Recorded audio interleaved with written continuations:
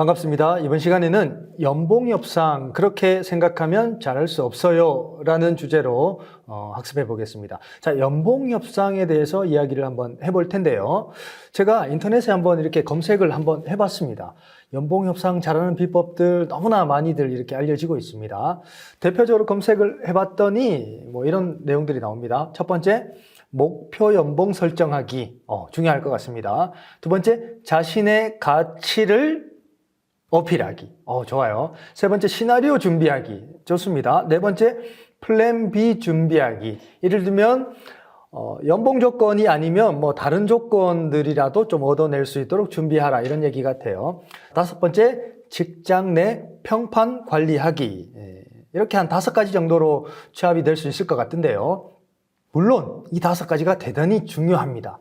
그러나 이러한 5가지를 다 갖추었다 손치더라도 내가 제안하는, 내가 요구하는 연봉을 회사에서 안 받아들인다면 여러분 어떻게 하시겠습니까?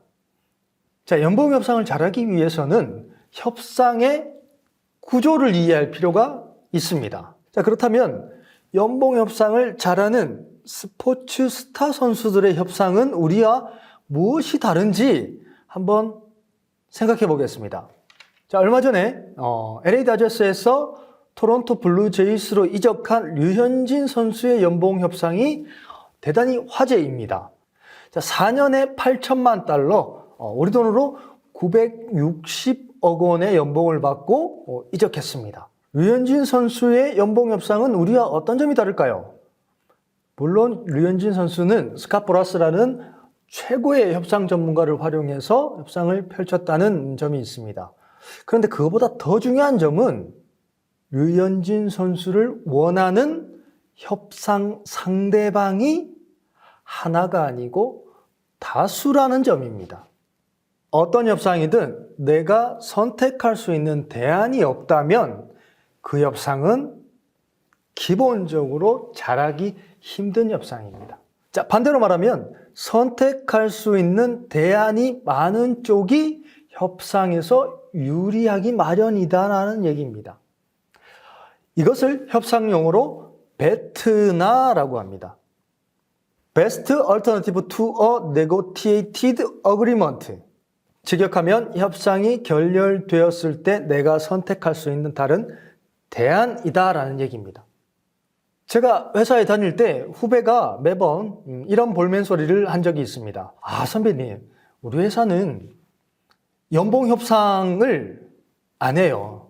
연봉 협상 하기만 하면 나는 잘할 수 있을 것 같은데 협상 테이블 마련이 안 되니까 협상을 잘할 수가 없습니다 라고 얘기합니다. 이 이야기는 협상의 기본 구조를 이해하지 못한 데서 나온 이야기입니다. 기본적으로 협상이란 걸 해보려면 내가 그 협상이 깨어졌을 때 취할 수 있는 다른 대안이 있어야 이 사람하고 협상을 해볼 수가 있는 것입니다. 즉, 류현진 선수를 비롯해서 우리 스포츠 선수들은 한 구단하고만 협상을 진행하지 않는다는 점이 우리의 연봉 협상과는 차이가 있습니다. 자, 그렇다면 우리는 어떻게 해야 될까요? 첫 번째, 우리 회사와 연봉 협상을 앞두고 내가 깨어졌을 때 취할 수 있는 대안을 먼저 고민하고 먼저 마련해야만이 협상을 해볼 수 있다는 점을 기억해야 됩니다. 그렇지 않고 협상을 잘하겠다고 마음먹는 것은 협상의 기본적인 구조를 제대로 이해하지 못하고 있기 때문입니다. 자, 연봉 협상에 관해서 정리하겠습니다. 앞서 말씀드린 여러 가지 자신의 가치를 어필하고 시나리오를 구상하고 다 좋습니다. 목표를 설정하고 다 좋습니다. 그거 갖추고 더불어서 내가 요구하는 것이 받아들여지지 않을 때 취할 수 있는 대안, 즉 베트나 없이 연봉 협상을 고민한다라는 것은 의미가 없다라는 점을 생각해야 됩니다. 두 번째, 자, 베트나는 플랜 B 혹은 협상을 깰 수 있는 힘이다. 이렇게 이해해도 됩니다.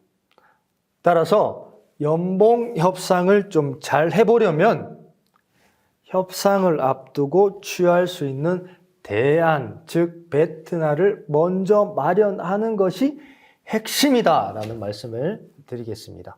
자, 이번 시간에는 우리가 연봉 협상을 잘하기 힘들었던 근본적인 이유에 대해서 한번 알아봤고요. 다음 시간에는 그렇다면 이 베트나를 구체적으로 어떻게 협상에 활용할 수 있느냐, 사례를 통해서 베트나 활용법에 대해서 학습해 보도록 하겠습니다. 수고하셨습니다.